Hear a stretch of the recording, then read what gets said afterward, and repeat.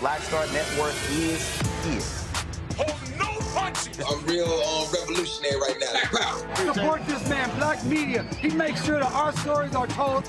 Thank you for being the voice of Black America, Roland. Stay black. I love y'all. All momentum we have now, we have to keep this going. The video looks phenomenal. See, there's a difference between Black Star Network and Black-owned media and something like CNN. You can't be Black-owned media and be scared. It's time to be smart. Bring your eyeballs home. You dig?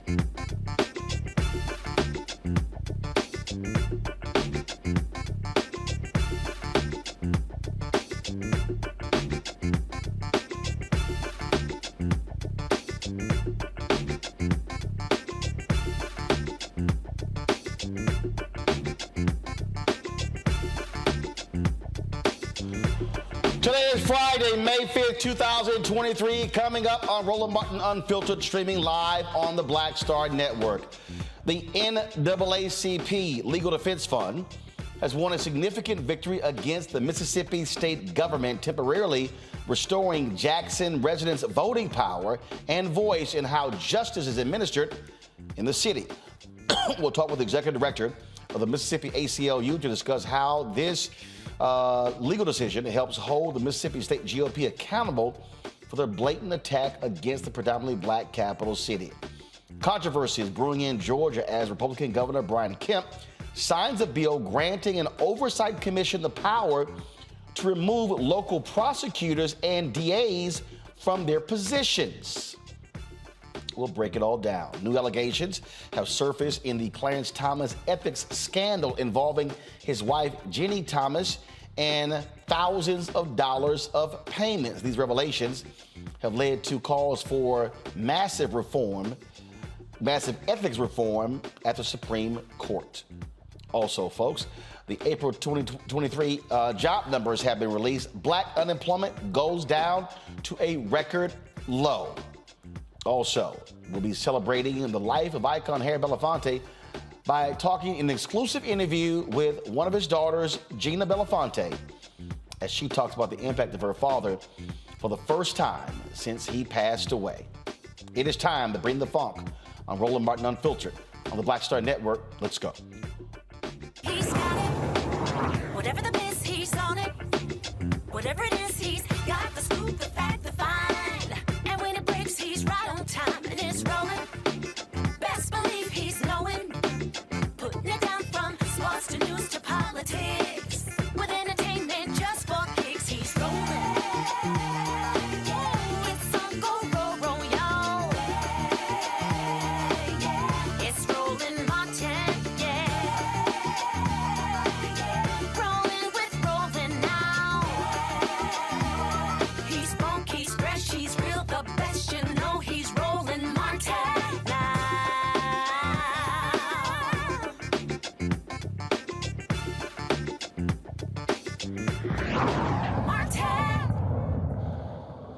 A temporary victory in Jackson, Mississippi, as a Hinds County judge halts the implementation of a section of a controversial bill that would expand law enforcement in the capital city.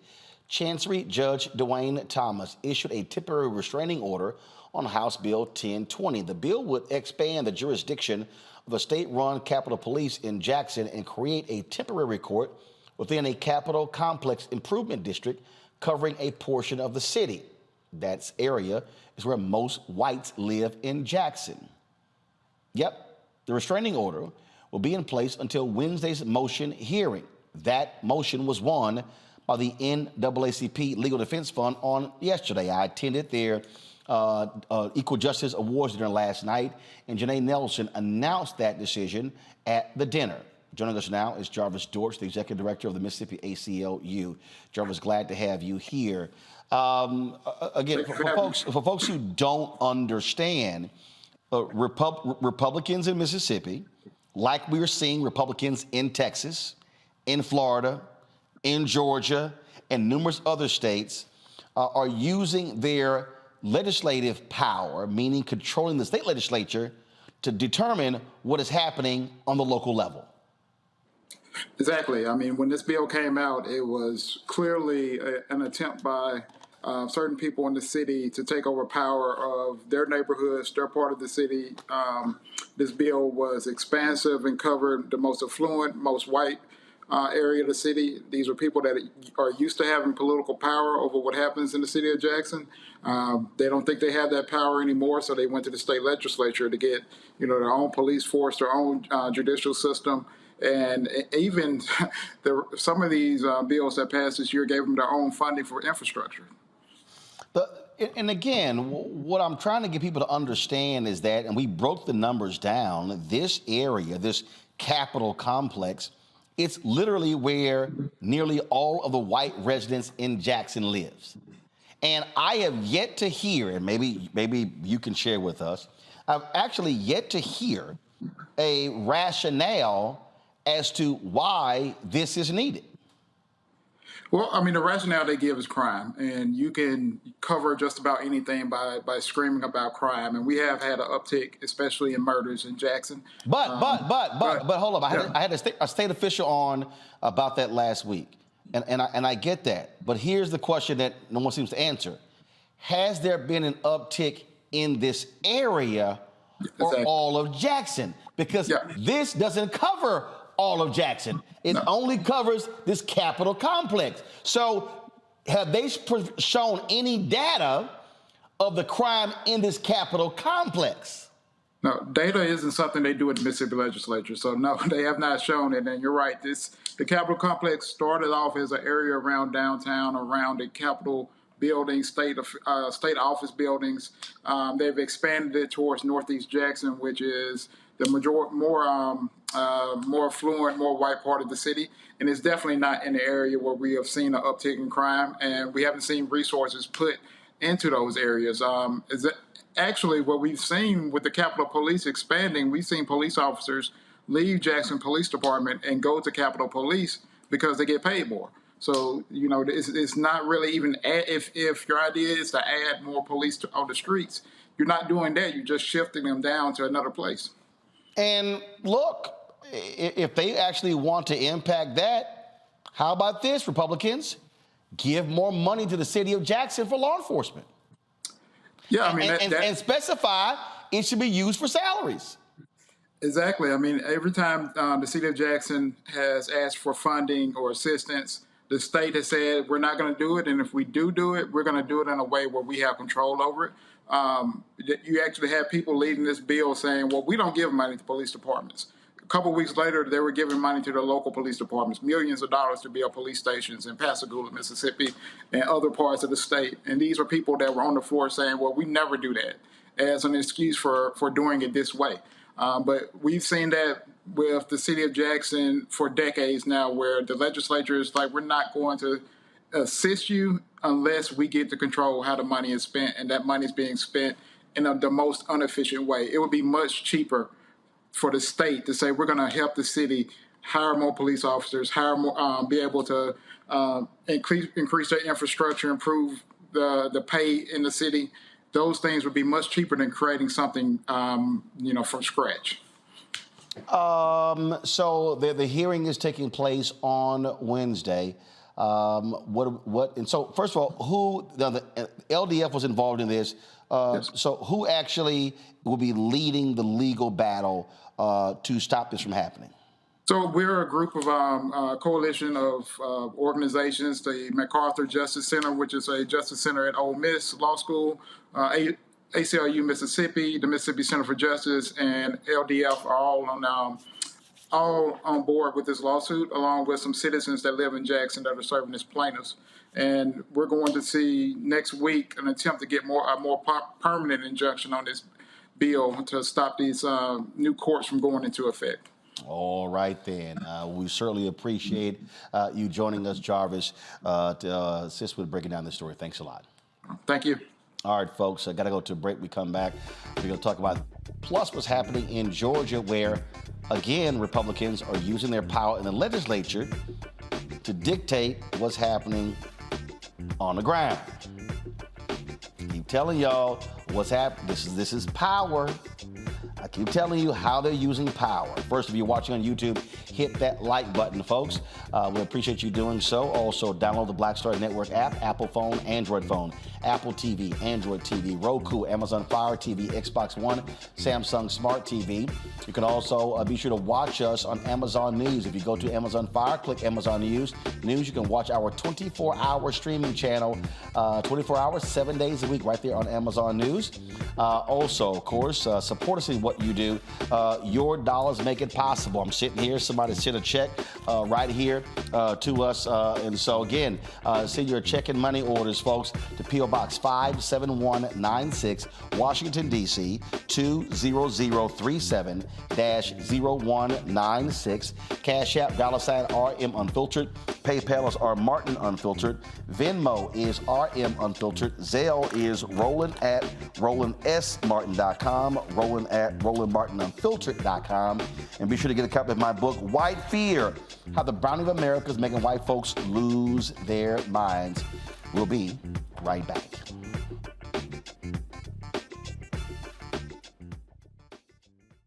Up next on The Frequency with me, Dee Barnes, our special guest, Alicia Garza, one of the founders of the Black Lives Matter movement. We're going to discuss her new book, The Purpose of Power, How We Come Together When We Fall Apart. We live in a world where we have to navigate, when we say something, people look at us funny, but when a man says the same thing less skillfully than we did, right? Everybody flocks towards what they said, even though it was your idea. Right here on The Frequency on the Black Star Network.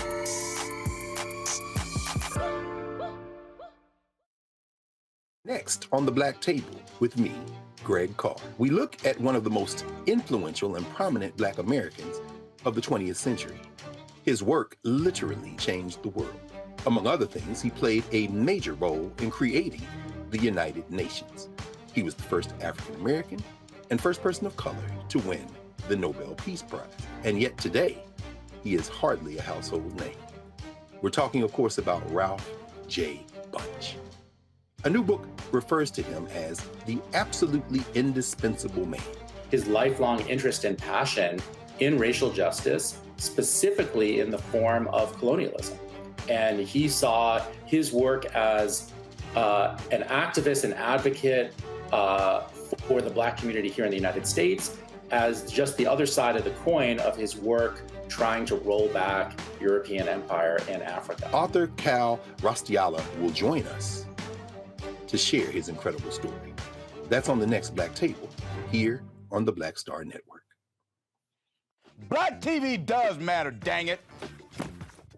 Hey, what's up, y'all? It's your boy Jacob Lattimore, and you're now watching Roland Martin right now.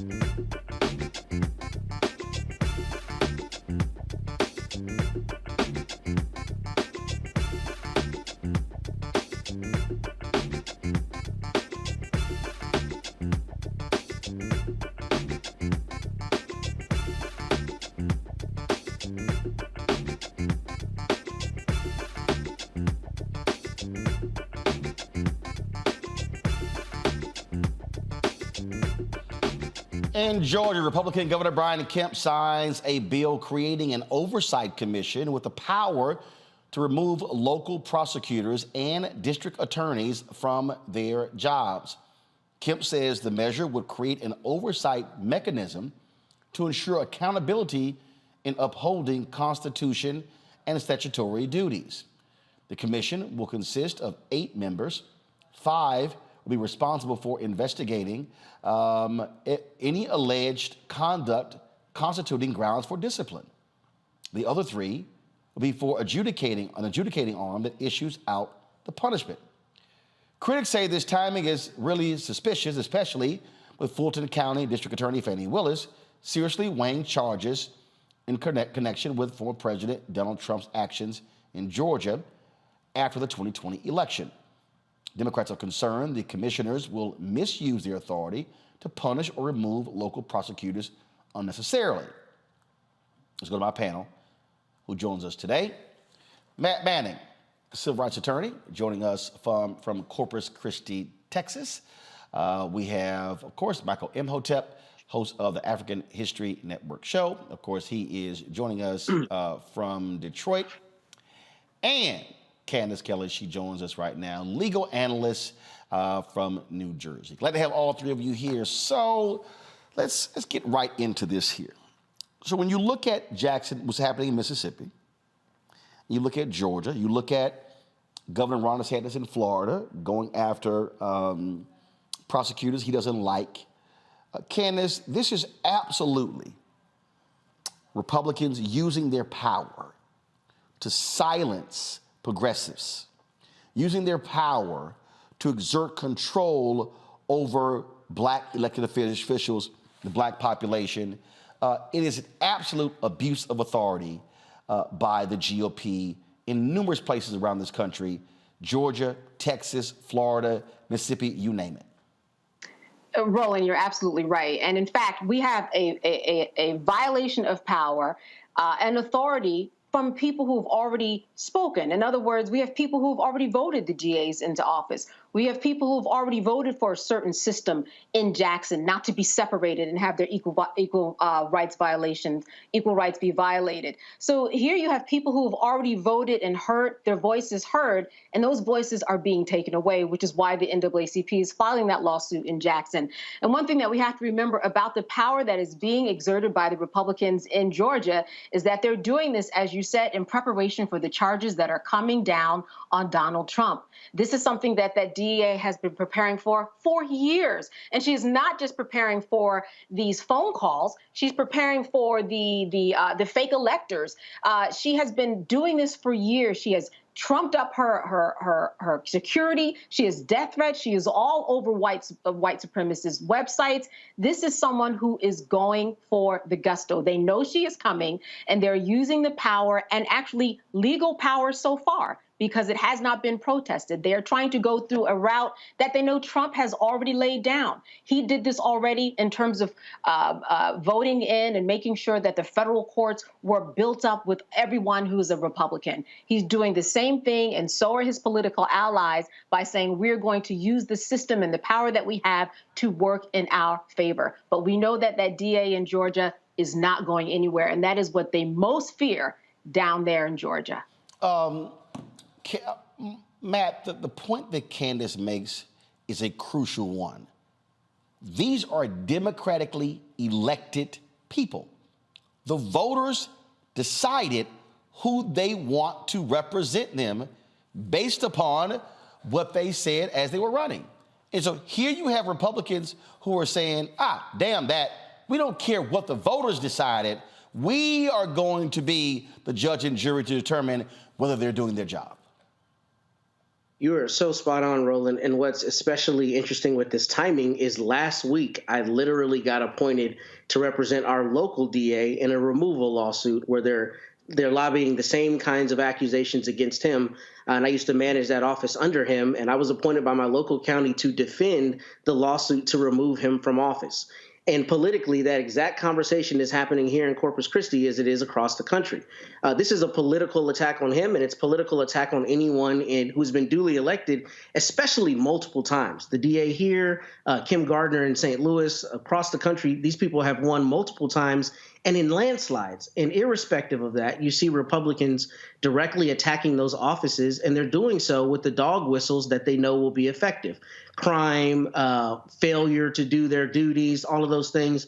And what's especially problematic about that is, at least in Texas and presumably everywhere else, these offices have great latitude, great discretion to do their jobs. Their job is to seek justice, not convictions. So the idea that somebody would be removed because somebody Monday morning quarterbacking, at the State House thinks that they're not getting enough convictions or are too lenient is not how the system works. And I think Candace hit the nail on the head with all of her comments. But one thing I would add to that is that I think that we're really in a constitutional crisis, because what you see is a separation of powers issue where the legislatures across the country are deciding that duly elected public officials should not be able to do their job in a way that they disagree, irrespective of if it's within the bounds of the law and the discretion that they're given. So this is a huge issue, and this is a testament to what we talk about on this show every week, the idea that the Republicans are playing chess, not checkers, and they're looking at every way to exert power, particularly in the local offices where that has the greatest meaningful effect on people's lives. What happens at the school board affects your child's curriculum. What happens with your DA affects, the policies, and whether those policies are rooted towards justice and rehabilitation or rooted towards deterrence and retribution. All of these things on the local level are very important, and that's why the Republicans have a full-on onslaught across the country against duly elected people using the dog whistles and the fake rhetoric that we see. We know is not true, right? Because the reality is the law gives them this discretion. But if you know your base is not listening to that and your base is energized by the anger, then it's easy to foment that kind of support that we're seeing in these state houses in Texas and Mississippi, Florida, so on. But Michael, I'll expand this. Matt brought it up in terms of how Republicans are targeting Kim Gardner, the circuit attorney there in St. Louis. They also are trying to take over the St. Louis Police Department, no different than the governor controlling the Kansas City Police Department. For all of these people who love talking about Big Brother, getting rid of big government and local control, it's amazing how they want to meddle in local affairs of locally elected individuals. Yes, Roland, but it's local affairs when it comes to largely African-American elected officials, when it comes to African-American ran and police departments. If we look at, I think it's important to note that both of these states are in the South. Both are former Confederate states also. Okay, I think it's important to note that Mississippi and Georgia. With Mississippi, when I first heard this story in Mississippi, when the story came out April 23rd, and Mississippi Today reported on it, and I said, okay, Governor Tate Reeves, it looks like they are doing this so they can have more control over policing African Americans. But as I got deeper into the story, the Capitol Complex Improvement District is largely the white, more affluent area of Jackson, Mississippi. No, not largely. Nearly all whites in Jackson live in the complex. Yeah. So what this sounds like is the white governor, Tate Reeves, through the state legislature, this passed the House and the State House and Senate, they're taking power away from Jackson, Mississippi, led by Chokwe Lumumba, African-American man. And the state government is going to have more control over, it sounds like, protecting white people in Jackson, Mississippi. When you look at Georgia, Brian Kemp, and I have to take it here, I told African Americans in Georgia back in 2018 when Stacey Abrams was running that Stacey Abrams' policies were better for African Americans. So many of them said, oh, Stacey Abrams doesn't have a black agenda. I said, Brian Kemp has a black agenda. He has an anti-black agenda, okay? And the anti-black agenda is worse than, quote unquote, not having a black agenda. But you look at this here, it appears that this is designed to take away power for someone like a Fannie Lewis, who is going to prosecute Donald Trump. Again, what we're looking at here is very simple, and that is Republicans not liking any policy or a leader that they don't like. What this is about is them saying to the voters, the hell with who you elected. We don't care who you chose.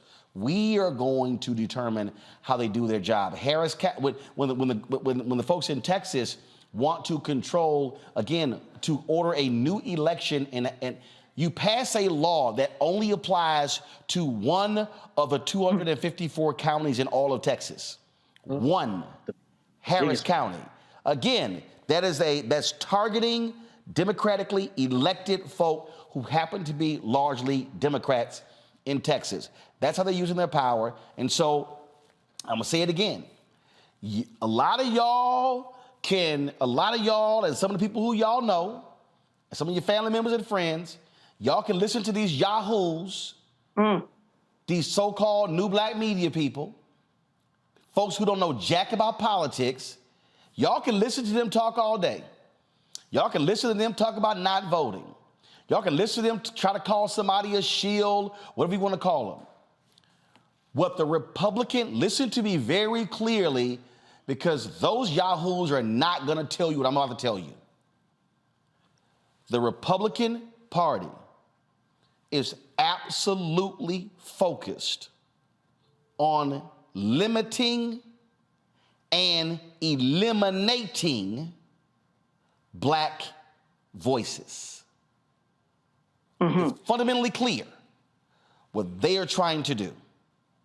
When you see the attack on Soros-funded DAs, they do not want to see the sister in Florida, who we had on the other day. They did not want to see Marilyn Mosby. They don't want to see Alvin Bragg. They don't want to see Fannie Willis. They can't stand the white guy Larry Krasner in Philadelphia. They don't like they hate Kim Gardner. They don't like anybody. They hate the white progressive DA in Los Angeles. What I'm trying to get y'all to understand is if you sitting your ass on the sidelines, but you talking about how you want certain policies, how you gonna get them? How are you going to get the policies you claim you want if the very folk who are put in office to give you the policies you want are stopped? When you had Aramis Ayala, elected state prosecutor in Florida, no, I am not going to prosecute death penalty cases. Matt knows this. Any lawyer knows, Candace knows this. The district attorney has the prerogative to determine what direction they're going to go in. This Brian Kemp law, the DA, let me be real clear to everybody listening and watching. The district attorney does not have to pursue the death penalty in cases. They have an option. They don't have to pursue. That's why you have first-degree murder, second-degree murder, third-degree murder, manslaughter 1, manslaughter 2. I mean, you have different variations of murder. It's their judgment. What Republicans are saying is, we don't like your judgment. We are going to judge and decide what you should do. So therefore, if the people work their butts off to go to the polls, to put Fannie Willis in, to put Kim Foxx in, we're going to remove them. And we don't really care what you think. We're going to remove them. DeSantis removed a white prosecutor in Florida. Was it Andrew Weber? I forgot his last name. I think so. He's going after the sister, Monique. Y'all, this is real. And so when you sit out the gubernatorial race, that's how the Ron DeSantis win. When you sit out the gubernatorial race in Georgia, that's how Brian Kemp wins. when 75% of young voters 18 to 30 in Texas don't vote, that's how Greg Abbott gets reelected. And so if you're sitting here now going, well, this is a damn shame, what did you do about it? Mm-hmm. What did you do about the state Supreme Court of North Carolina? Folks, we're laying these things out to you because you need to understand the game plan that they are executing is completely focused on limiting and eliminating black representation unless you are a black Republican. Y'all better recognize, because they're not stopping. They're going full steam ahead. And we had better respond accordingly. You're watching Roland Martin Unfiltered on the Black Star Network. Hatred on the streets, a horrific scene, a white nationalist rally that descended into deadly violence. White people are losing their damn minds.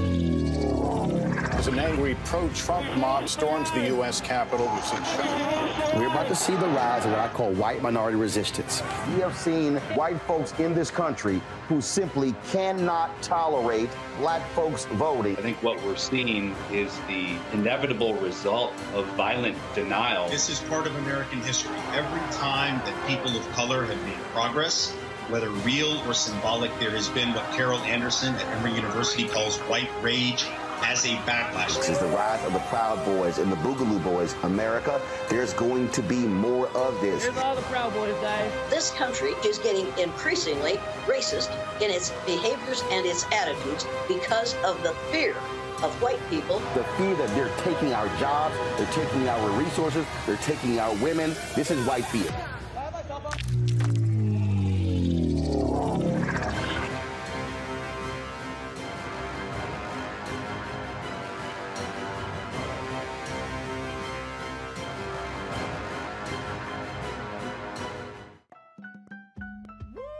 We're all impacted by the culture, whether we know it or not. From politics to music and entertainment, it's a huge part of our lives, and we're going to talk about it every day right here on The Culture with me, Faraji Muhammad, only on the Black Star Network.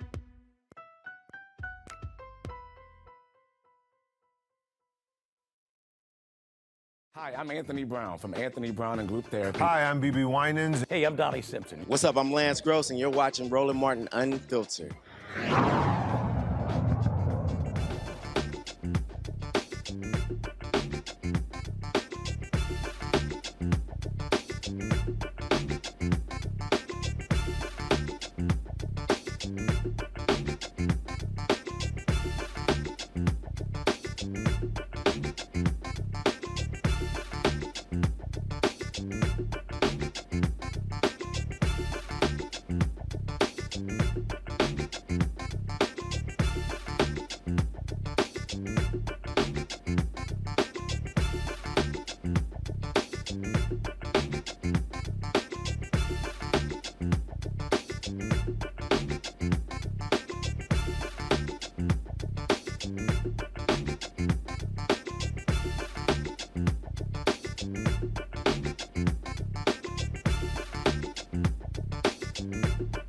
All right, folks, the black unemployment rate in America is now a record low.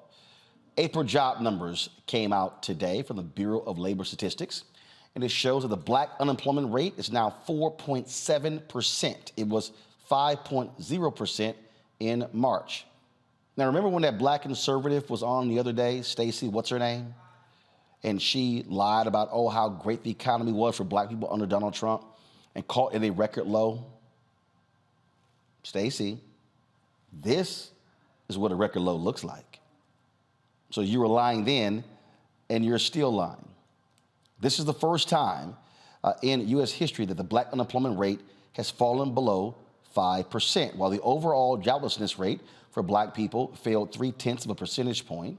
The unemployment rate for black men dropped along with the unemployment rate for black teens. But for black women, the unemployment rate grew slightly following a March jobs report, in which they also reached a historic jobless low. The overall U.S. unemployment rate at its lowest point in 50 years at 3.4%. Dr. Patrick Mason, author of The Economics of Structural Racism, Stratification, Economics in U.S. Labor Markets, and a professor of economics at the University of Massachusetts, Amherst, joins us right now. All right, Patrick, glad to have you here. So when we look at these numbers, when the Larry Summers of the world were like, oh, we got to lower inflation, which means we got to cause unemployment to go up, which is still stupid to me. And these people are yelling, oh, how awful the economy is. Just explain to me, if the economy is so awful, how do we keep setting unemployment records? Well, the economy is not as awful as people like Summers might want to make it. I mean, he's looking solely at inflation, and that's all he's worried about.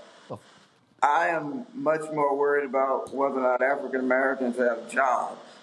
Right? I mean, the best way to keep people out of poverty is to make sure that they have a job. The best way to make sure that people can pay their mortgage is to make sure they have a job. The best way to make sure that they can keep their children in college is to make sure they have jobs. Health insurance is tied to a job.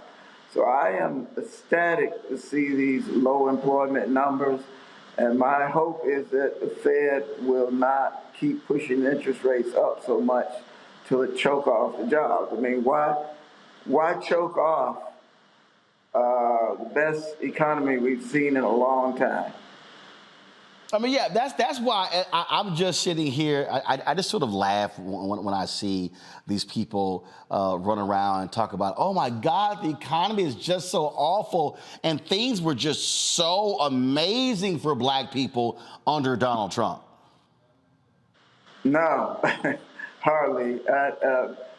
Actually, things have begun to improve, and the good news about these unemployment rate numbers is that they are true reflections of the level of joblessness.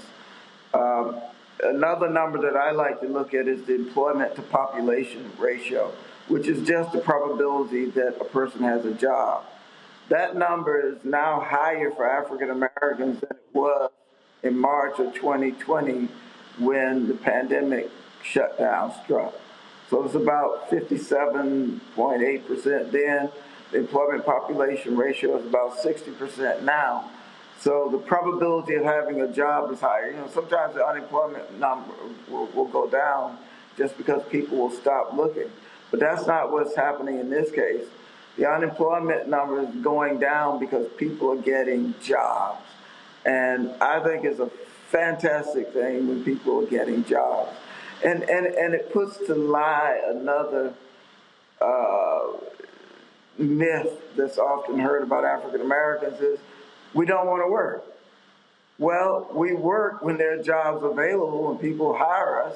And right now, you're seeing the unemployment numbers are low. That means that people who might not otherwise have jobs, they're working and improving things for their families. Well, and again, this is just what just befuddles me when we see, again, how the economy is being described. And now we're seeing also inflation coming down. We're now seeing supply chain stabilize. And so all of the stuff before, the empty shelves and, waiting 6 and 9 months for furniture, we're seeing how after 2.5 years of COVID, how all of those things that impacted the supply chain, which impacted inflation, but really it was also the greed of many companies that was causing inflation. We're seeing how these forces are moving together. And so it's just wild to me how these people are assuming, they're just assuming that this is just a terrible, awful, like I said, we had some black conservative on who was like, oh my God, this Biden economy is just the worst. It's just destroying the entire country. And I literally travel around the country and I'm like, what world are you living in? Well, I mean, there are these people out here who just have crazy ideological beliefs, and they'll say anything. But the numbers don't lie. The unemployment rate is historically low. The employment population ratio is up higher than has been in a long time. The earnings have gone up. So, and if you look at for most households, especially for most African American households, income is mostly earnings, wages, paycheck income. There's not a lot of property income. So earnings are higher. More people are working, men and women. This is a very good economy. And inflation, from my perspective, is not out of hand. It's not an outrageous number. And I just hope the Fed does not keep raising interest rates to the point where we choke off this economy that's trying to go to what would be full employment for us. Now, I think the current rate of 4.7% sort of shows you how bad unemployment is for African Americans. I mean, typically, when white American unemployment is at 4.7% or 5%, that's a recession number. But our numbers have been so high for so long, to when we get to what is really a recession number for white Americans, we celebrate. Well, I want to see that unemployment number get down even lower, right? So that everybody out there who wants a job will have one. And also, the good thing about a low unemployment rate is it gives bargaining power to workers, right? To workers who have a job that isn't paying enough, this low unemployment rate puts them in a position where they can go in and ask for a raise. If they don't get it, they can go somewhere else. Yes, sir. All right. Patrick Mason, we appreciate it again, folks. He is the author of The Economics of Structural Racism and Stratification, Economics in U.S. Labor Markets. We certainly appreciate you joining us. Thank you so very much. All right, folks, got to go pay some bills. We'll be right back. Roland Martin Unfiltered on the Black Star Network.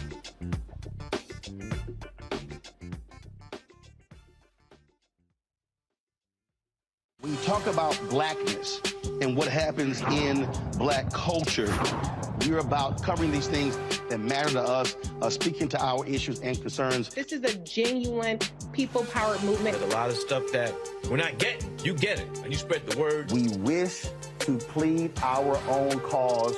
Too long have others spoken for us. We cannot tell our own story if we can't pay for it. This is about covering us. Invest in black-owned media. Your dollars matter.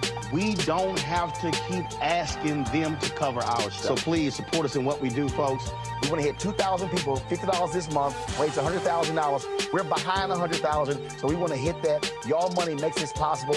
Check some money orders. Go to P.O. Box 57196, Washington, D.C. 20037-0196. The Cash App is $RM Unfiltered. PayPal is R Martin Unfiltered. Venmo is RM Unfiltered. Zelle is Roland at RolandSMartin.com. On a next, A Balanced Life with me, Dr. Jackie. What does it mean to actually have balance in your life? Why is it important and how do you get there? A masterclass on the art of balance. It could change your life. Find the harmony of your life. And so what beat can you maintain at a good pace? What cadence can keep you running that marathon? Because we know we're going to have, high levels, we're going to have low levels, but where can you find that flow, that harmonious pace? That's all next on A Balanced Life on Black Star Network. What's up? I'm Dr. Ricky Dillard, the choir master. Hey, yo, Peace World. What's going on? It's the Love King of R&B, Raheem Devon, and you're watching Roland Martin Unfiltered.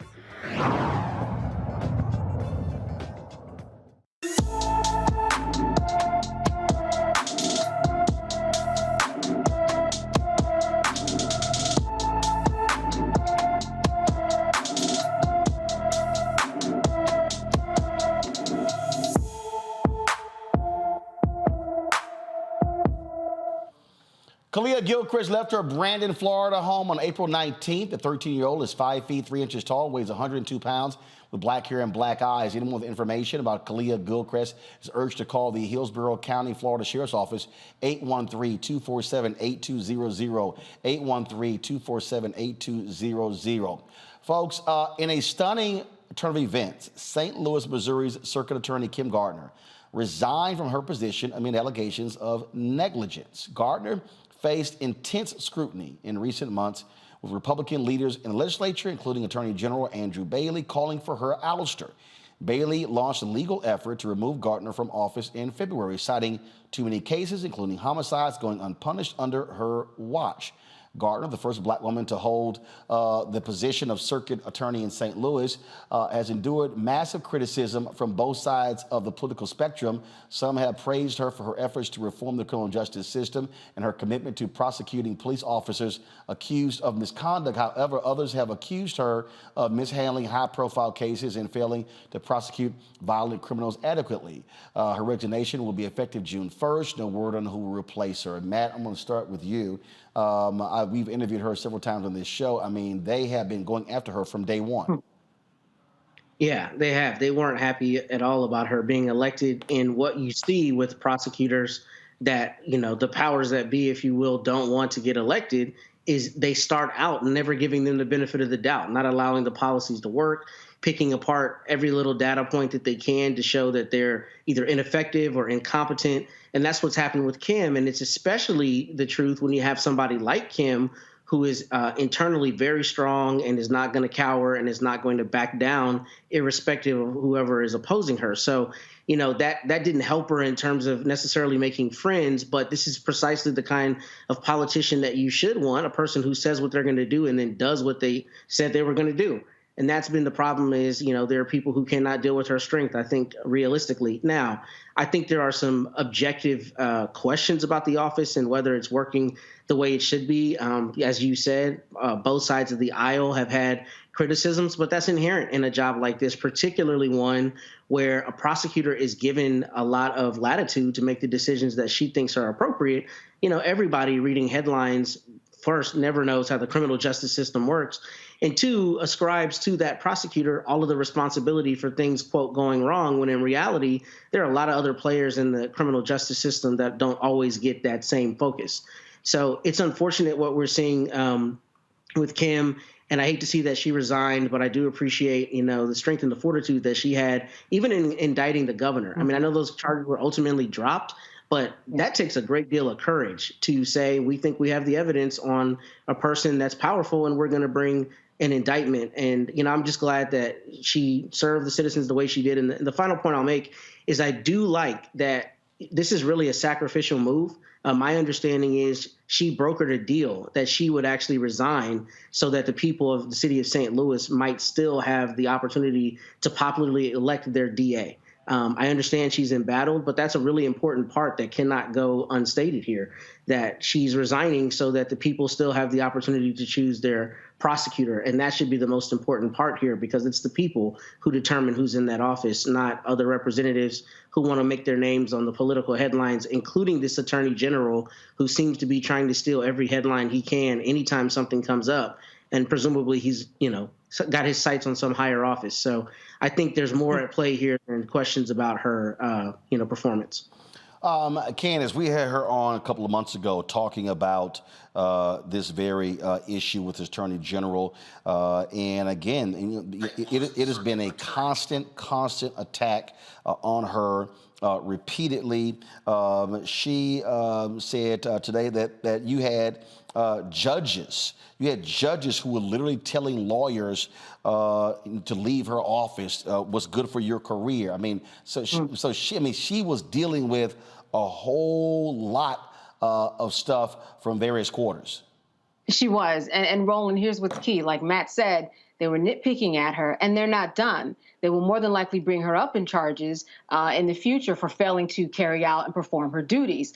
I think one of the interesting things, and you just touch upon this, is that as the judges were telling attorneys to leave the office, they were following that advice, and they were leaving the office. When you have an office like Kim's that doesn't have enough money, what happens is that all of the attorneys, they get bogged down with these cases. So people have to understand that the strategy was not just with Kim, the strategy was with everybody who worked with her. Because with you give an attorney too much of a caseload where they really can't perform or carry out their duties in a way that rises to the way that they were sworn in by the American Bar Association, then you fall into the arena of malpractice and malfeasance. And nobody wants that. So if your caseload is too much and you don't have people helping you, now your mentors have even gone that have been helping you on your caseload because you might be some new attorney by 2.5 years, you get out of there because you might be brought up on charges for not doing your job because the workload is just too much. So their strategy was get her people out, get Kim out, and just create havoc in the office.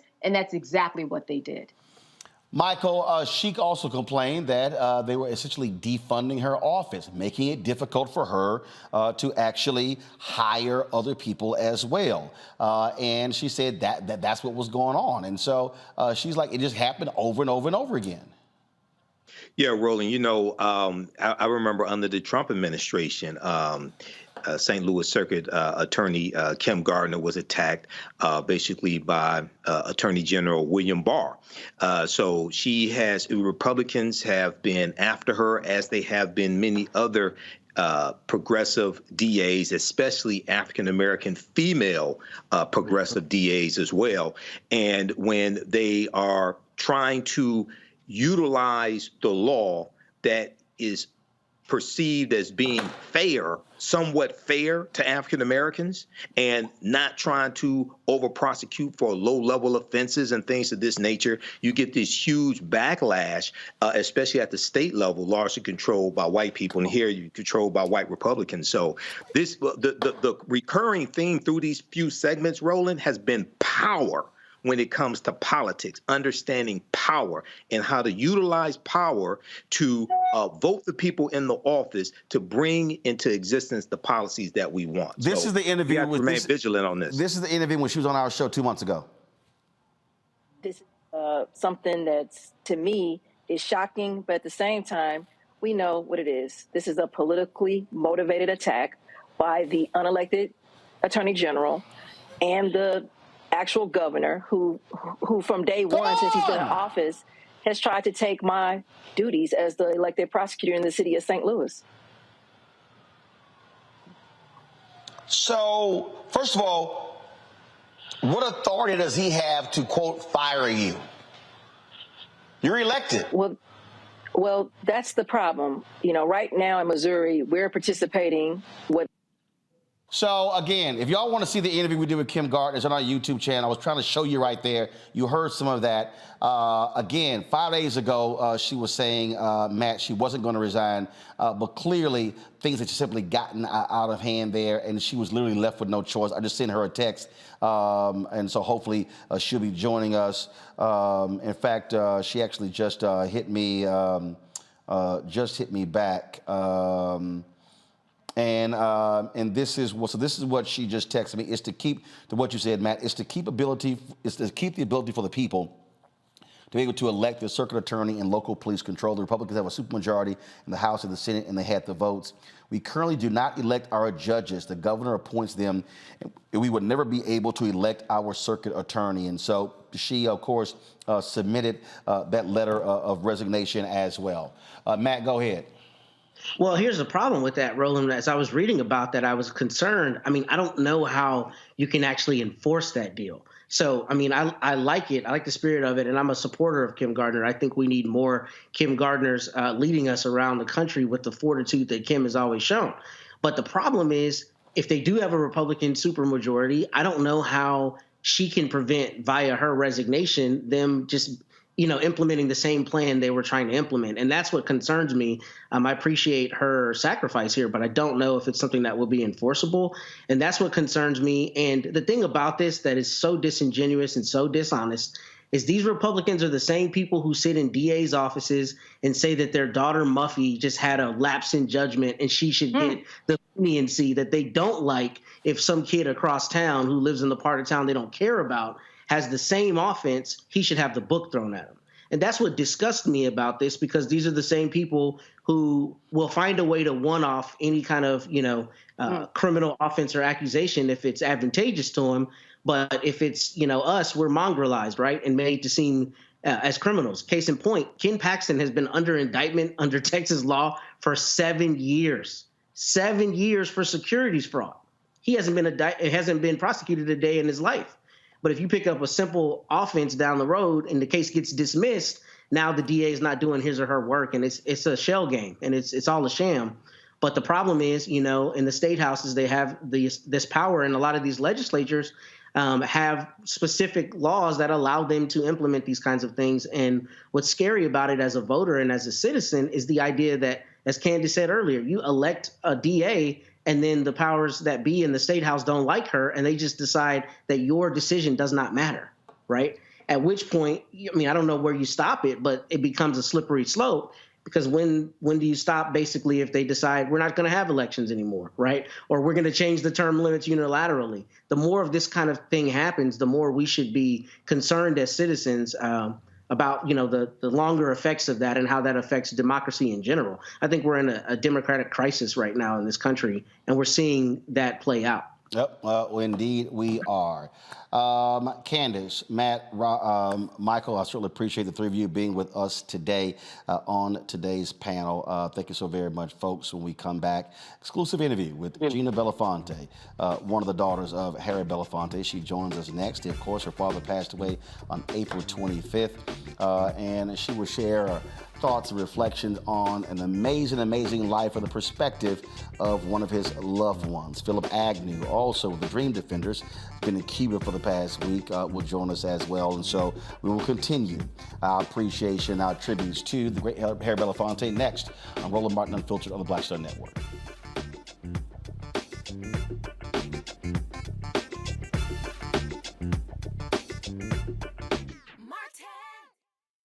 When you talk about blackness and what happens in black culture, we're about covering these things that matter to us, speaking to our issues and concerns. This is a genuine people-powered movement. There's a lot of stuff that we're not getting. You get it, and you spread the word. We wish to plead our own cause.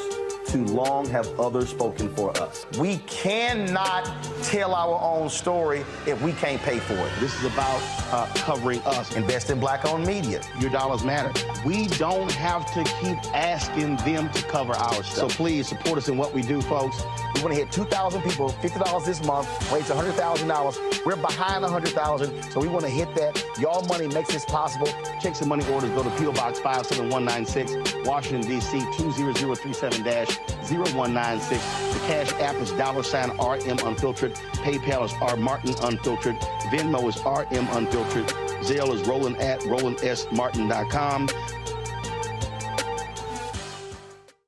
Up next on The Frequency with me, Dee Barnes, our special guest, Alicia Garza, one of the founders of the Black Lives Matter movement. We're going to discuss her new book, The Purpose of Power, How We Come Together When We Fall Apart. We live in a world where we have to navigate, when we say something, people look at us funny, but when a man says the same thing less skillfully than we did, right? Right.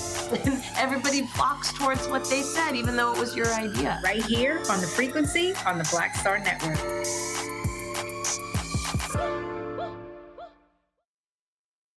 But he's found a way to do it, and he's inspired like generation after generation after generation, to continue in his footsteps. He also challenges artists. Yes, he does. He is not one to be shy. You can't be down with Mr. Belafonte if you're not willing to do something. It's just the way that he is. It's the way the whole family is, and I'm here with Gina and just the entire family, and just really, really genuine, good people who are maybe in Hollywood, but Hollywood's not in them. So just he knows what's important, and he's instilled that in his legacy that will continue to carry on. And I think what's the most important is that his legacy is not just singing, it's not just acting, but really putting it on the line that, frankly, has been deemed by many people to be far more important than the artist piece. It's the activist piece. Sure. But that's the piece of humanity that's the most important. Sure, it's important what you do, as a career, as your art and everything like that. But he injected that into his art, and he injected life and humanity of social justice in the world and just making the world a better place. He never shied away from that at times when many other people did, and he could have, and probably benefited from it a lot more, but he didn't, and that's a very bold man.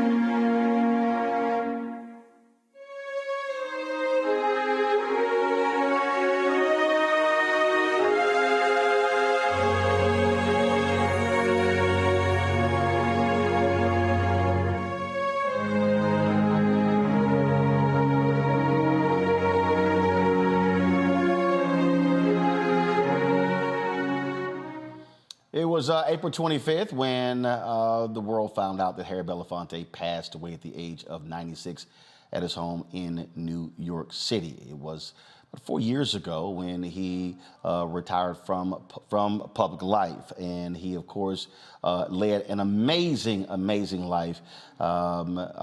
Interviewed him numerous times, talked to him, and he was just engaged in so many different areas all across this country and across this world. Very few people knew him as well as my next guest, Gina Belafonte, one of the daughters of Harry Belafonte, of course, co-founder with him with Sankofa. She joins us right now. Gina, glad to have you here on the show. Certainly our condolences to you and the Belafonte family with the loss of truly a true giant. For us, he was an artist, he was a singer, he was an actor, he was an activist.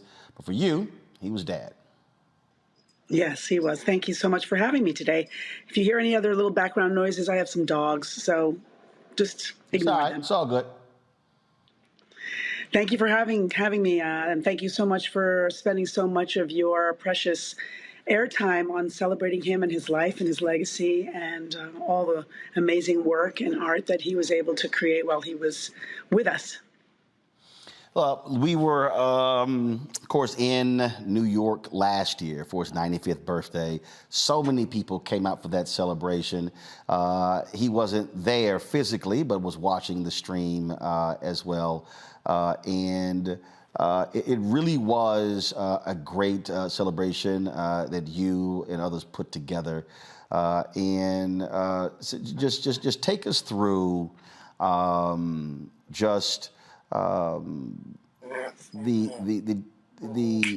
family perspective of who he was, as opposed to what everyone else knows from the public persona of Mr. B.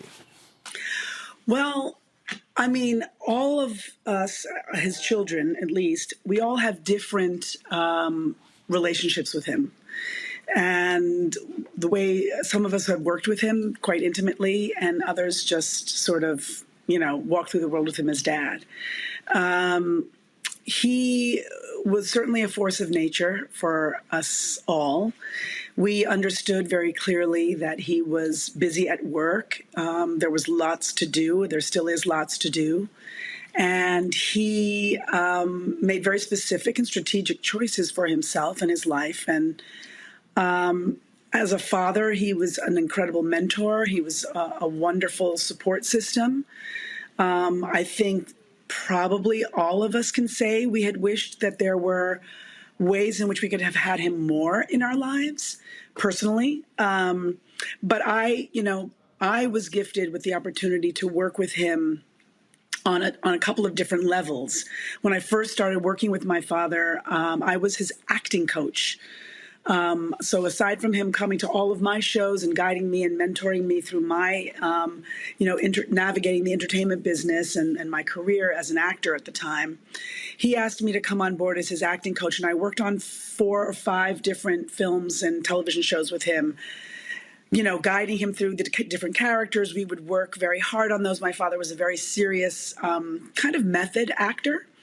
And so he took a lot of time and care in trying to figure out all the nuances of the characters. And so I had the gift of having that kind of intimacy with him. And then later in our lives together, in our careers, we worked in during the founding of Sankofa.org, where we were able to really pull together art and activism and use art as a tool to educate and to motivate and activate folks to participate in their civic responsibility and also inform them of what was going on in the world. And we used art to do that. And in many cases, art has a way of sort of opening up your heart, opening up your mind so that you can actually hear the issues and make some informed decisions for yourself.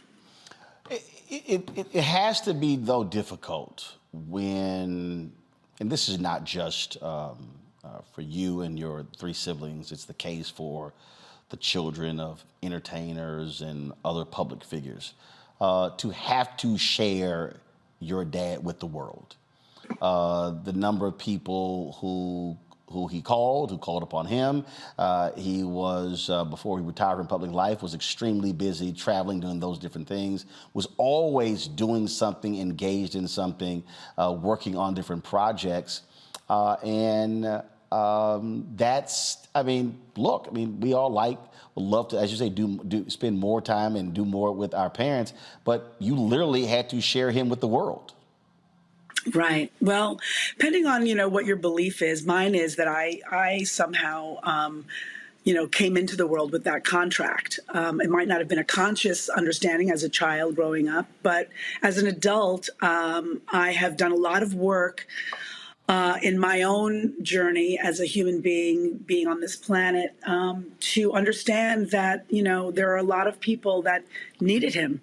There are a lot of people that needed him so that they could be validated. There's a lot of people that needed him so that they could be uplifted and so that their platforms could rise. And certainly, the humanness in it all, you want to, not only protect your parent, but you also want them to see you and to recognize you and to, think and be proud of you and all those things. And luckily for me, I got that from him. I walk through the world. There's lots of other organizations that are doing very good work on behalf of him and his name. But he's my father. So that never will change. The kind of intimacy that we had, that no one can ever take that away from me.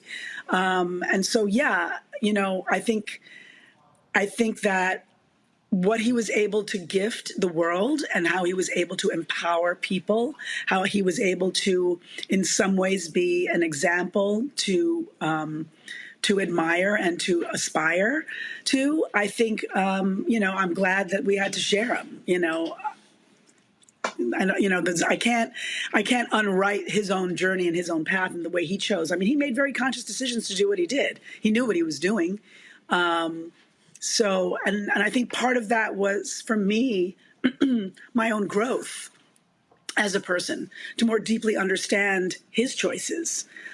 I don't make necessarily the same choices that he makes as it relates to my parenting skills in the way of my relationship with my daughter. But I do appreciate that he walked his talk and he did what he needed to do for his journey. And I am deeply appreciative that I, growing up, also gravitated to what he was interested in. Not everyone in my family wanted to do things the way he wanted to do them. I personally really dug the way he did the things that he did. I liked the way he had a strategy around something. I liked the way in which he chose what he wanted to do and what he didn't want to do. It's interesting because I came to my father many times with many different ideas and things that he just shot down. And I mean, it could have ruined me, but instead what it did is it reinforced in me that there must be a better idea inside. And with all the things that he shot down, there were more than double the things that he said, yes, let's do that. That makes sense. That's exciting. So he's instilled in me a way to look at walking through the world in a strategic and very intentional way. And I'm grateful for that. Got to go to a break. We come back. We'll continue our conversation with Gina Belafonte, with celebrating the life and legacy of her father, Harry Belafonte. Folks, YouTube folks, be sure to hit that like button. Also, be sure to download our Black Star Network app. Apple phone, Android phone, Apple TV, Android TV, Roku, Amazon Fire TV, Xbox One, Samsung Smart TV. If you want to see the other tributes that we have paid to Mr. B, you can always catch that as well on the Black Star Network app. And then, of course, you can also support our work in what we do by joining our Bring the Funk fan club. Checking money orders, P.O. Box 57196, Washington, D.C. 20037-0196. Cash App, $RM Unfiltered. PayPal, R Martin Unfiltered. Venmo is RM Unfiltered. Zelle, Roland at RolandSMartin.com. Roland at RolandMartinUnfiltered.com. We'll be right back.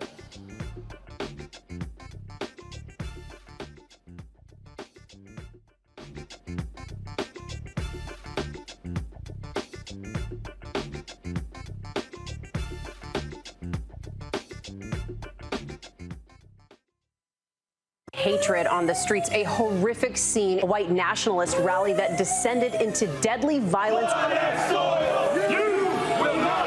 White people are losing their damn minds. As an angry pro-Trump mob storms the U.S. Capitol, we've seen shooting. We're about to see the rise of what I call white minority resistance. We have seen white folks in this country who simply cannot tolerate black folks voting. I think what we're seeing is the inevitable result of violent denial. This is part of American history. Every time that people of color have made progress, whether real or symbolic, there has been what Carol Anderson at Emory University calls white rage as a backlash. This is the rise of the Proud Boys and the Boogaloo Boys. America, there's going to be more of this. Here's all the Proud Boys, guys. This country is getting increasingly racist in its behaviors and its attitudes because of the fear of white people. The fear that they're taking our jobs, they're taking our resources, they're taking our women. This is white fear.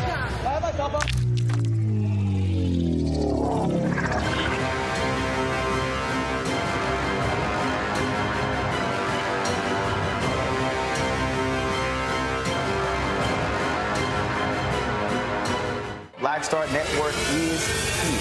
Oh, no punch! I'm real revolutionary right now.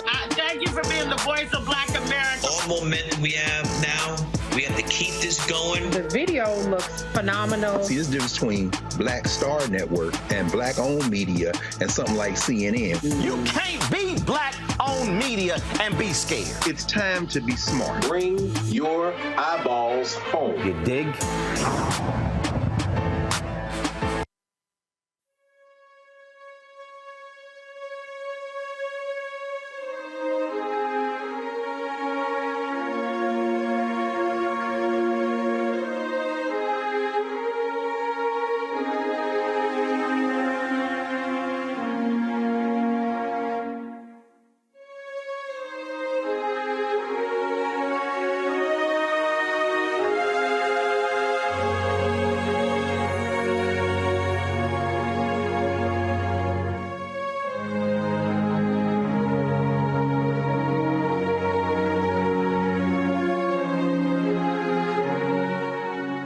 Of course, to the folks who are watching who may not realize, when we dedicated our studios here in Roland Martin Unfiltered, we unveiled this portrait of Mr. B. This was actually commissioned. It was an artist who did this when The Gathering had their fundraiser, the Apollo Theater. I think it was in 2017, I think. Maybe it was earlier. I actually emceed that event, and so I remembered it and had it commissioned for our office. And Gina was interested. I called him. We unveiled it and did not realize it was actually, when I called him, it was actually the same, I believe, the night when Sidney Poitier passed away. Because the news came out the next day. And obviously, I mean, thought tremendously about, a great deal about your father and what he did, because he truly was, as you said before we went to the break, somebody who did what he said. Yes, he did. Absolutely, he did. He was not afraid to, make his point clear. But, one thing that he really also was, I think, especially as it related to the movement in particular, and also in his artistry, he was a good listener. He really wanted to hear perspectives, objectives. He wasn't a person who just quickly, moved. He really heeded to Dr. King's Kingian nonviolence. He suspended his first judgment, and he tried his best, I think, to lean into listening to different perspectives and understand more deeply what people were trying to convey, what they were doing, before he then put his own brilliant strategy or spin on it. I mean, he was an expert strategist. A lot of people know that not only was he a big funder of the 1960s civil rights movement, but a deep strategist within that movement, liaisoning between elected officials and the movement, certainly being an intermediary between different movement fractions and factions during that period, very closely in line with his dear friend, Dr. King. And he also, to this day, in this more modern movement, continued to be a strategist and a mentor for young people who were looking for the roadmap, which he pointed them in the directions. And many of them deeply understood that they needed to get an education in the history of the movement and before the 60s, movement as well. We needed to have a deeper understanding of how we got to where we were so that we could have a deeper strategy on how to shift and change, things. We're still working on that. You talked about him being a listener. It was, I guess, when he got honored at the National Action Network, that was 17. So, so I walk up to him, and he turns, and anybody who knows me knows I'm not one who uses the N-word. He turns, "Nigga, when you taking me to lunch?"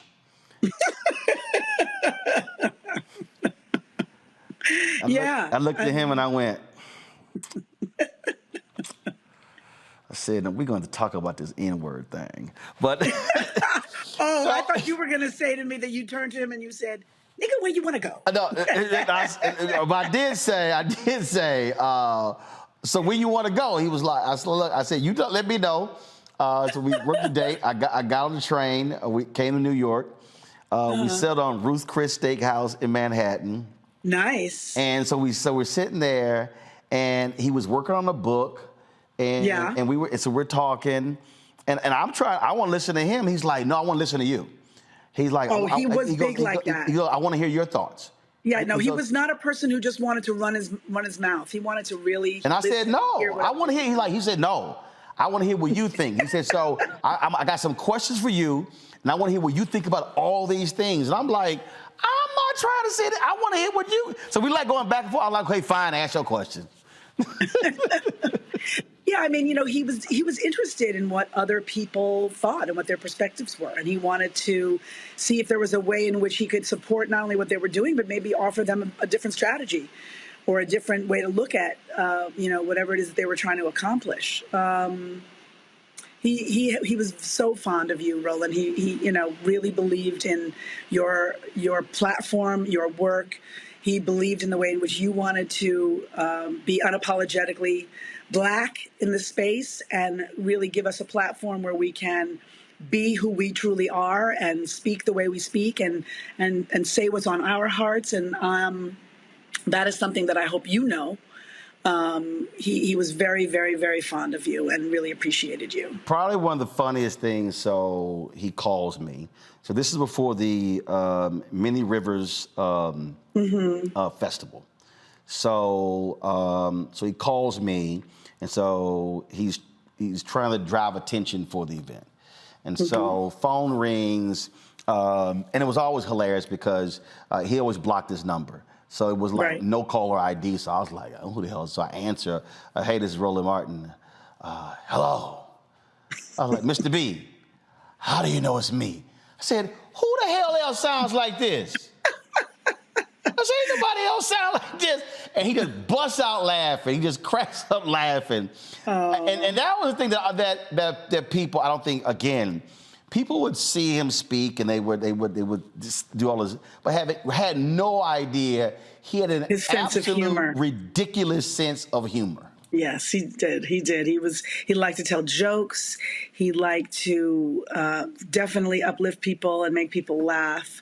And he was a very, very, very funny and very witty person. And thank goodness, because he was so articulate about the issues and about his conviction of them and his conviction of what it was that he wanted to accomplish. So he was very funny and always, found a way in which to, have his humor come through.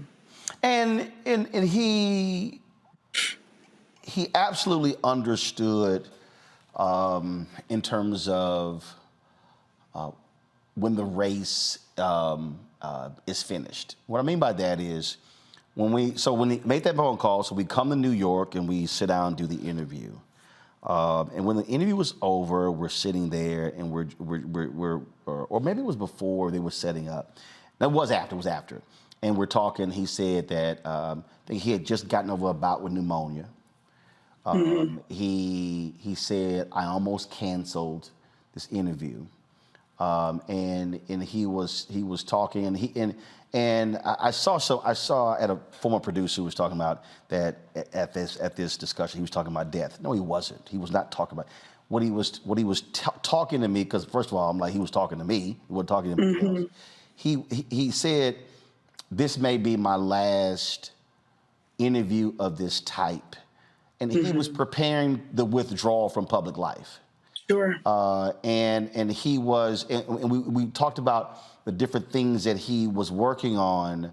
And in fact, 2 years later, when I went to the XQ America event in New York, they actually played this video. And I reached out to them, because I remember watching it then, and was just blown away by it. But also what he had to say about what he did in his life, but even in that, the call to action. I want to play that and then talk to you on the flip side. Y'all go ahead and play it. I'm very sorry that I'm not able to be with you in person. This, as a matter of fact, may be my last hurrah. But I want to welcome all of you here and to tell you that I think everything I've done with my life, all that I've tried to do with the many people I've encountered, from Paul Robeson to Dr. King to Nelson Mandela and others, I've walked my journey, and I don't think that there's much more left for me to say. If you happen to catch me on the street with a camera, or you happen to catch me in some public place, then I'm going to be sure I don't do anything that will embarrass anyone. But I do think that I've made the last walk. I think I've done my turn. And I just want to get out here and observe the universe that I am leaving behind, with a sense of satisfaction that I've done all I could do and wanted to do and was able to do. And now it's time for those who have inherited the history of the civil rights movement, the history of the struggle. It's now your turn to get out there and bring a rewarding closure to this endless struggle for equality in this place that calls America the land of the free.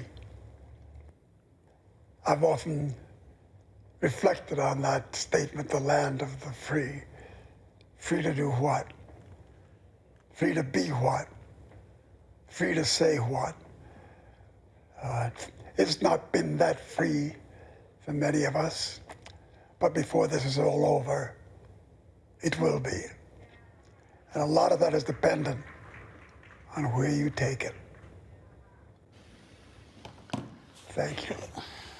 That was plain. It was just stunning to watch it because he said, "I've done all I could do and I want to do, and now it's your turn." Yeah, I think that, different people age differently. You look at a person like Norman Lear, and then you look at it, someone like Sidney, who really retreated from public life. I think my father understood in some ways what was happening to him physically more than anything else. I mean, to the end, my father was very, communicative. If you asked him a question, he could answer it, kind of a thing. But I think that, it just became more difficult for him to pull for the words and more difficult for him to struggle to articulate. He's such an articulate person. And I think he wanted to leave the world with an image of himself that was intact, that, we didn't think of someone who was diminished. And, he like I said, he's a high school dropout and such an articulate person. He was able to pull from his own, study, words and sentences, phrases and sentiments that, and so had such a beautiful, use of language. So I think that, I think he wanted to pass the baton quite specifically to a lot of people, who need to carry it forward. It's going to take a lot of us to get this work together and done. And, he did all that he could do. I mean, at that point in his life, what more could we draw from him that he hadn't already put forward for us to carry forward? It's interesting because I think he also understood that in some ways, whatever new models or approaches we might come up with moving forward, they were not things that were at his own imagination or disposal. He was a craftsman for much of the architecture alongside some of the most brilliant minds of the civil rights movement. And he learned from his peers. He learned from Dr. King. He learned from Fannie Lou Hamer.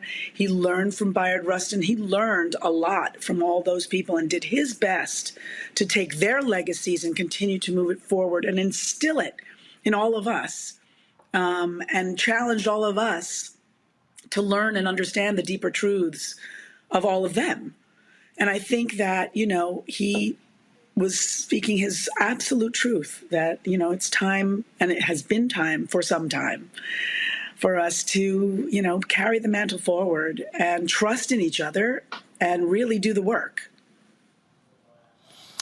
Hold tight 1 second. Got to go to a break. When we come back, we'll continue our conversation with Gina Belafonte, one of the children of Harry Belafonte. Of course, the actor, singer, activist, humanitarian, philanthropist, you name it. He had lots of titles, a true Renaissance man who passed away April 25th at the age of 96. You're watching this continuing tribute to him on Roland Martin Unfiltered on the Black Star Network.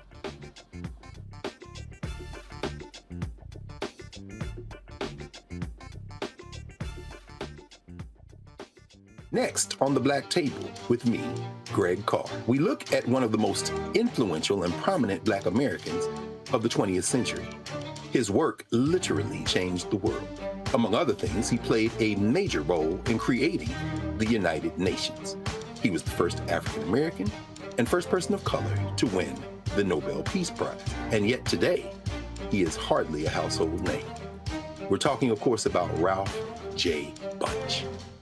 A new book refers to him as the absolutely indispensable man. His lifelong interest and passion in racial justice, specifically in the form of colonialism. And he saw his work as an activist and advocate for the Black community here in the United States as just the other side of the coin of his work trying to roll back European empire in Africa. Author Cal Rostiala will join us to share his incredible story. That's on the next Black Table, here on the Black Star Network. Up next on The Frequency with me, Dee Barnes, our special guest, Alicia Garza, one of the founders of the Black Lives Matter movement. We're going to discuss her new book, The Purpose of Power, How We Come Together When We Fall Apart. We live in a world where we have to navigate, when we say something, people look at us funny, but when a man says the same thing, less skillfully than we did, right? Right. And everybody flocks towards what they said, even though it was your idea. Right here on The Frequency on the Black Star Network.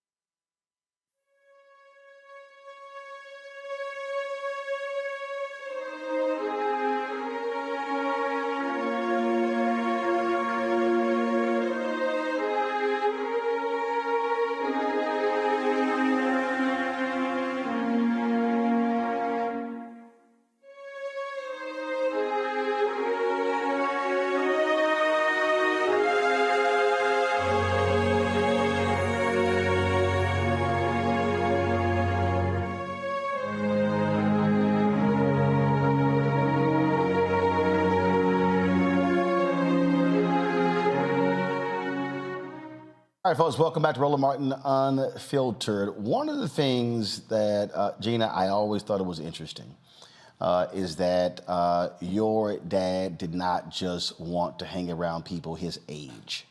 It was always interesting where he wanted to be in the mix where the young folks were, where the next generation was in the documentary. He talked about calling the meeting of the elders in Atlanta and saying in the midst of it, basically, the issues that we need to solve ain't going to be solved by the people in this room because they ran their race. And so he then said he had to go beyond that room and go out and talk to the others and seek the others and communicate with the others in the next generation. And one of the folks who he did that with was Philip Agnew, co-director of Black Men Build, also with the Dream Defenders. Philip has been in Cuba. We couldn't get him there, and so we could actually finally reach him today. He joins us on here.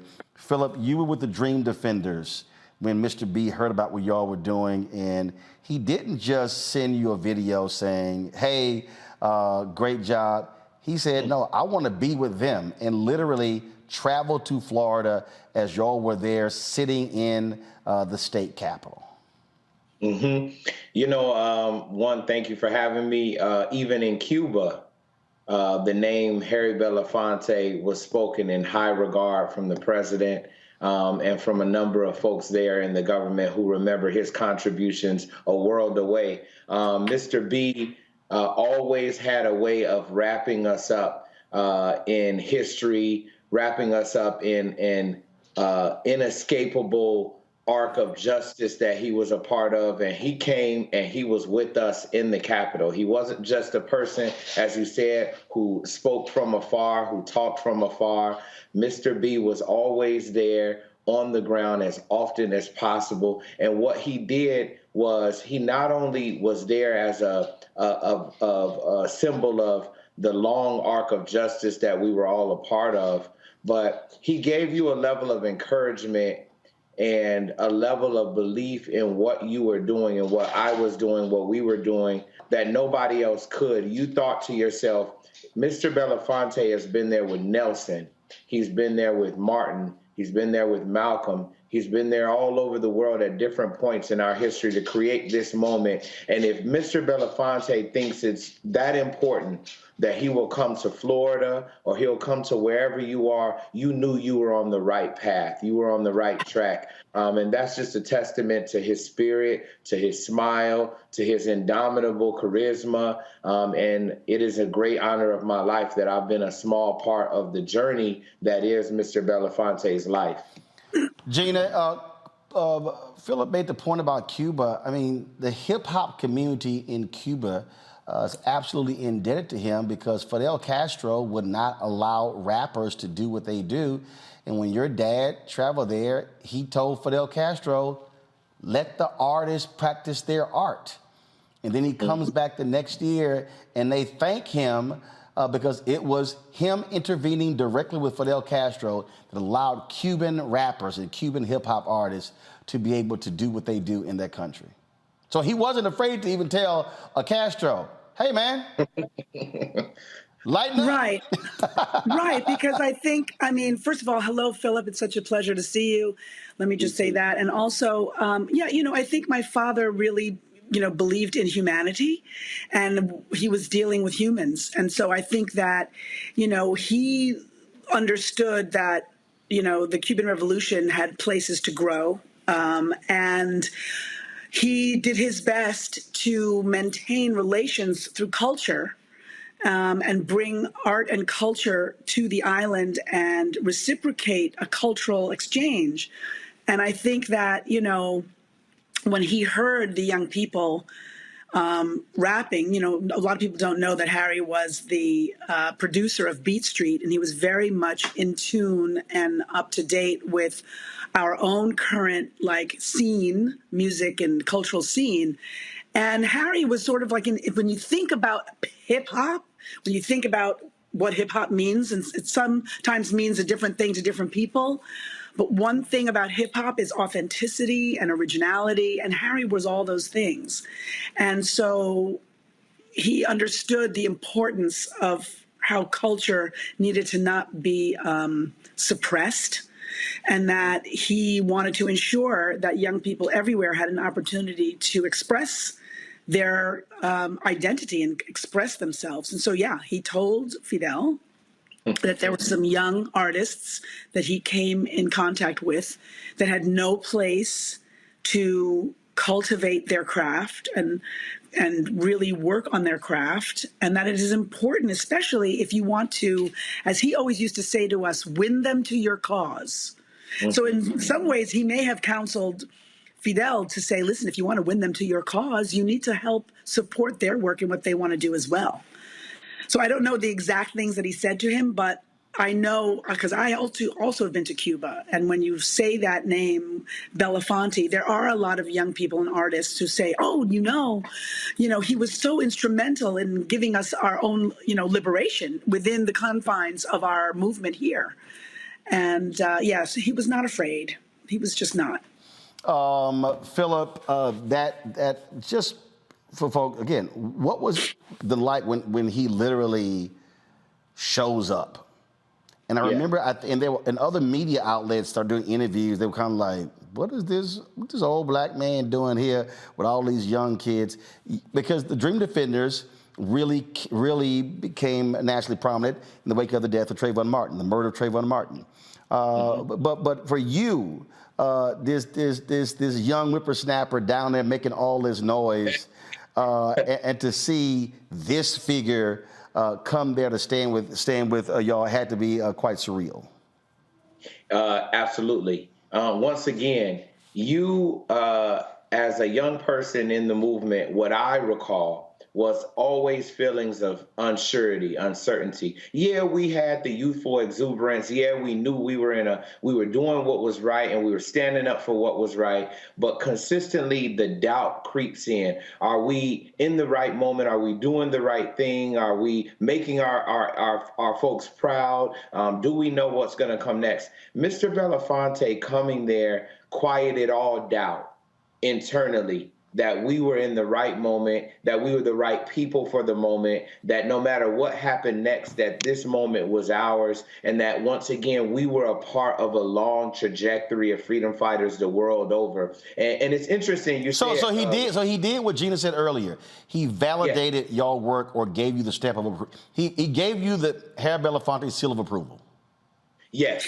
Because I want this to be known. Yeah, there were people saying, why is this old guy coming? But overwhelmingly, people were wondering, who are these people? Who are these kids? And when he came in, people understood that we weren't just loud, but we had a level of thought and analysis, and that we had a plan, and that we were legitimate actors in the long arc of history, that we weren't just young whippersnappers, that we had connections frankly, that we were connected with somebody who, who had stood with Malcolm, stood with Martin, stood with Ella, stood with folks the world over and over, and consistently was on the side of good. And so for us, he was that stamp of approval. And really, to this day, we are still emboldened with that stamp. I'm still incredibly grateful for the private conversations that we've been able to have, and will carry those with me for the rest of my life. And it was that public standing alongside us that burnished our reputation and allowed us to continue to do our work. Gina, yes, you saw that take place with Philip and the Dream Defenders, and then just so many other people. But also speak on how he also challenged these younger artists, these actors, these musicians, to say, you can be doing a hell of a lot more than what you're doing right now.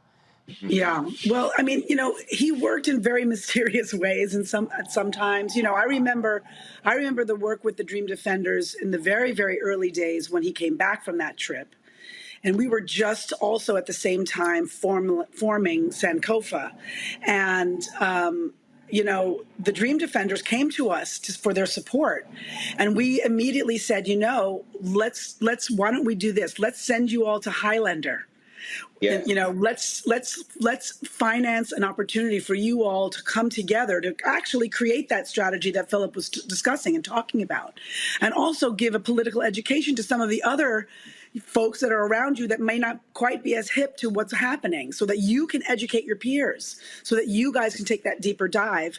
And he wanted to do that same thing with artists. Many artists looked at Harry like he was just an anomaly. Like they didn't get, how were you able to be so outspoken? How were you able to do what you do and did what you did and still maintain your career and still maintain your level of celebrity? And I think, there are a couple of things to be said about that. Certainly it was a different time. We did not have the same kind of technology. The cancel culture, so to speak, was not quite as hot as it is here. The cancel culture came from the government predominantly.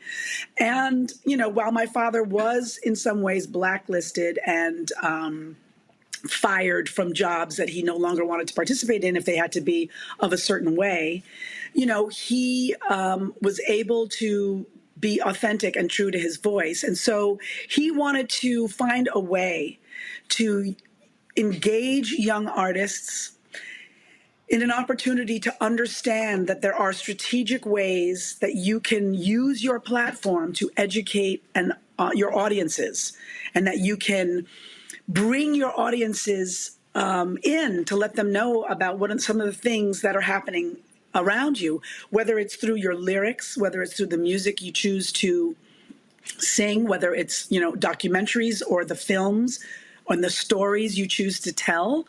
Not everyone has to be on a front line. That's not for everybody. But there is a space and a place for all of us to show up and to participate. And I think that he wanted to really let young artists and all artists know that there's work to do and we all have an opportunity to participate. Philip, you talked about a lot of those conversations. There were a lot of things that you can remember, but what's that one thing that stands out the most? Oh, that's hard. You might stump me here. I wouldn't be a good alpha if I didn't. You know what? You're right.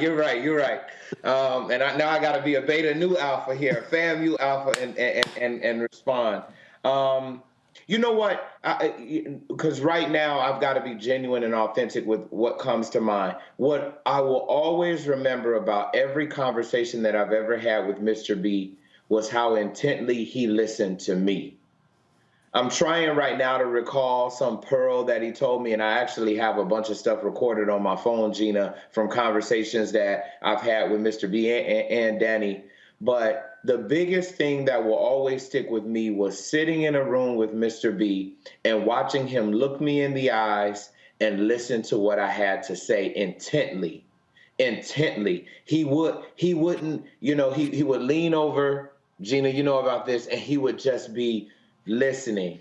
And I remember I would get done with a rant and I would get done with saying something that I thought was smart, but really didn't feel quite sure about. And he would always look at, and he would ask the most insightful questions.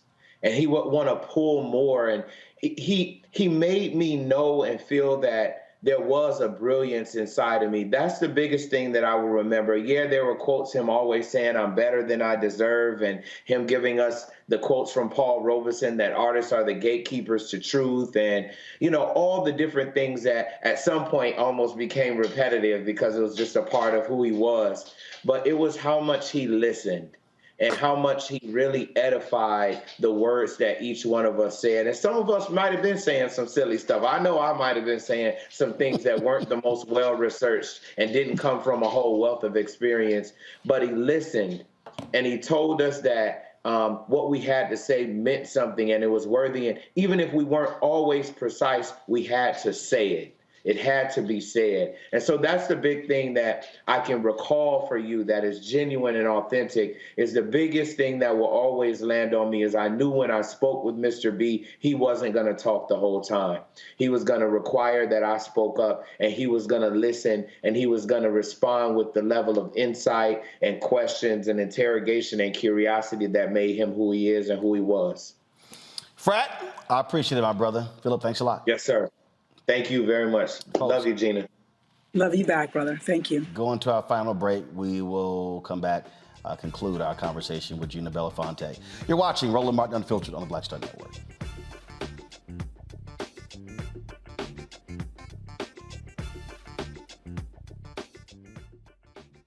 On the next Get Wealthy with me, Deborah Owens, America's Wealth Coach, nurses are the backbone of the healthcare industry, and yet only 7% of them are Black. What's the reason for that low number?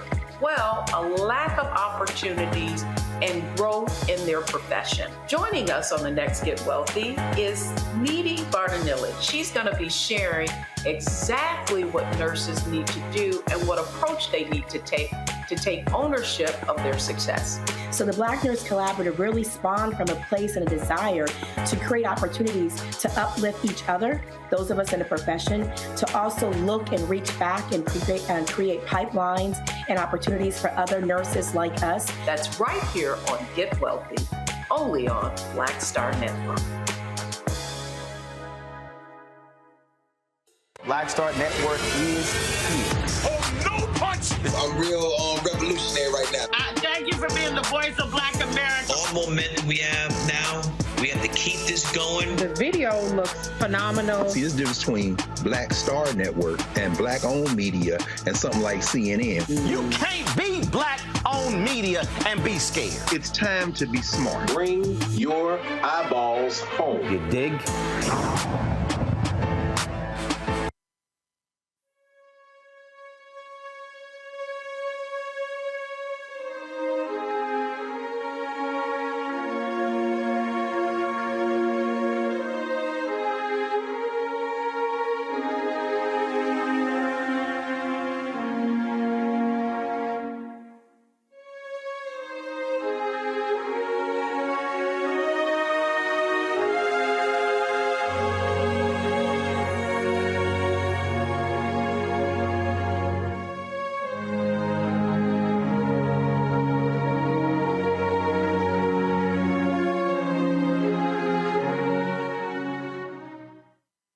All right, folks, welcome back for final segment with Gina Belafonte, one of the children of Harry Belafonte, who became an ancestor April 25th. And so, Gina, this is a photo here. You, your father, your sister leaving Capitol Hill after a lobbying. And the thing that I thought that was great, first of all, with that photo is that, one, the smiles on the face of you, your sister Sherry, your father, and we mentioned Fidel Castro, but this is a man, he was a man who had no problem challenging power and pushing folk to do right. My first actual encounter was when I had to edit a piece in Savoy magazine, a Q&A. Roy Johnson was editor-in-chief, and I had to whack some stuff, and I was like, man, I run all of it. This was pre-internet, so we couldn't do that. And he had no problem challenging President Barack Obama. And so it didn't matter. Didn't matter what your position was. He fully expected more of political leaders. Yes, of course. I mean, there's so much to do. There's so many laws to pass. I mean, our democracy is an experiment. I feel like the capitalist American experience is an experiment, and we're all sort of in the petri dish together. And I think that he wanted to ensure that we were using our democracy to our fullest and making sure that, if we are now considered humans, along with other people, then the laws need to reflect our rights. And he, wanted to push those boundaries. But it's important to note that, Harry was asked to run for office. He was asked to run for Senate. And he knew that he could be far more effective in the private sector than as an unelected official. So, he maintained his, private citizen status. And he used his platform, he used his space, he used his intellect, he used his relationships and his network to do his best to not only assist in getting people elected that he thought shared his own personal mission, but that were people, getting people elected that were, our neighbors, our people who live down the block. He made it very clear that we, the people, or power to the people, meant that we needed to infiltrate the system, and that we needed to, once we were in the system,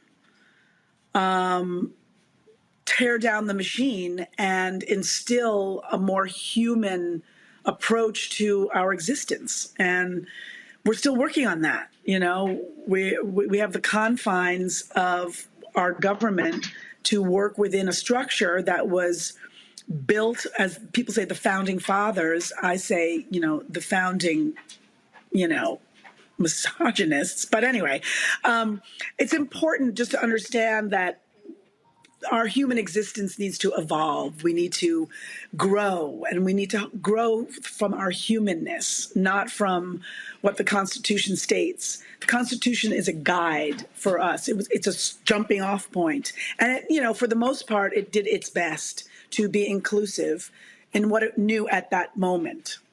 But now it's important for us to take our moral center, our ethics, and our humanity and really create a world where there is true equity and there's true love and there's true, caring for thy neighbor. And I think he was hopeful that we would continue to work and chip away at this experiment to make it better for future generations. If we can hold on to the planet long enough that we can have future generations. Last question here. Sankofa, will that be, obviously there were so many things that he was involved in, but clearly creating that with you is also part of his lasting legacy, because that continues, that will continue to move forward. Absolutely. Sankofa.org is an organization that really sits at the intersection of art and activism. And so it continues to do that today. We have incredible programs. We have civics programs in the arts with young people making films and educating themselves peer-to-peer on different civic issues. We have a really interesting virtual reality re-entry program that we work with formerly incarcerated and incarcerated men and women, and we give them virtual reality experiences that help quell some of their trauma triggers upon coming home so that they don't recidivate. We are always working with new talent and finding new stories and new plays. We're hopefully taking our wonderful Lyrics from Lockdown to Broadway soon. And it'll all be in the legacy of my dad and the mission forward. You know, we came up with that mission together. Along with Raoul Roach, who was the son of another great, very progressive musician, Max Roach. And we built Sankofa in the belief that it could be eternal, that really it is culture that really leads in very many ways trends in the way in which that we, work with one another moving forward. So Sankofa is really moving along. We're strong, and we're excited to continue the work. Well, Gina, we appreciate you joining us and sitting and chatting with us for this hour to celebrate and talk about and share with the rest of the world your father. Andrew Young said something to me about Dr. King that I think certainly applies. He said, Martin may not physically be with us, but the reality is he's being talked about every single day. One of the things that we've seen over the past 10 days is that so many people have been posting photos and memories and sharing thoughts with regards to your dad, what he meant when they crossed paths with him. And there's no doubt the things that he was involved with will continue to be talked about from here to eternity. That's what it means to have a life of impact. And it's a whole lot that he did in those 96 years. That's true. That's true. And also, let me just say, there are a lot of spaces and places where my father has embedded his mark. Sankofa.org is one of those places. The Gathering for Justice certainly is another. My sister has a foundation called the Anir Foundation, which is an incredible foundation. My brother is soon to launch his own personal Belafonte Family Foundation. My other sister, while she doesn't have her own, she does a lot of work with the Lily Claire Foundation. So we're all, whether he's literally founded the organization with us or whether we are just extensions of what he instilled in us, of the Dream Defenders or, wherever it is. I think of all of the places where he sat on boards and whether it was actual boards or advisory boards, whether it had to do with AIDS, HIV crisis, or whether it had to do with the NAACP Legal Defense Fund, or there's just so many places, the Advancement Project.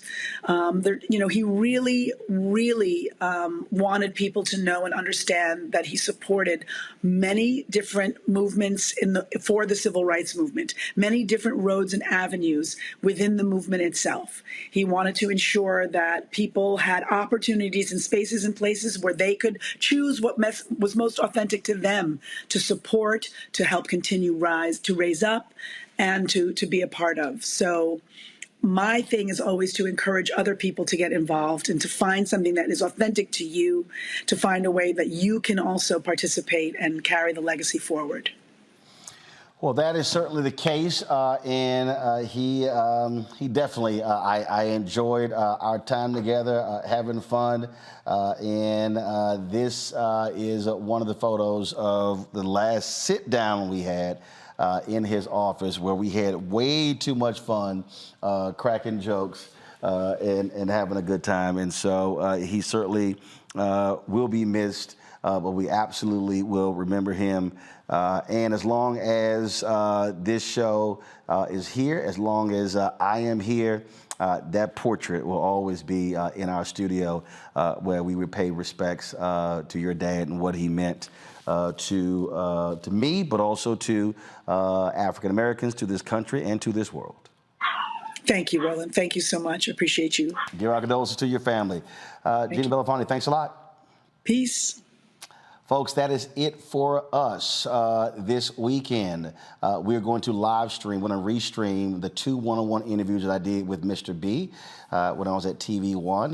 We'll have that for you. And also, I've not shared with you when we, some other videos when he accepted the award from the RFK Foundation. We're going to have that for you on Monday. And also at the Many Rivers Festival, he actually sang. And I recorded the video on stage. He sang that night, and that was the first time he had sang publicly in a very, very long time.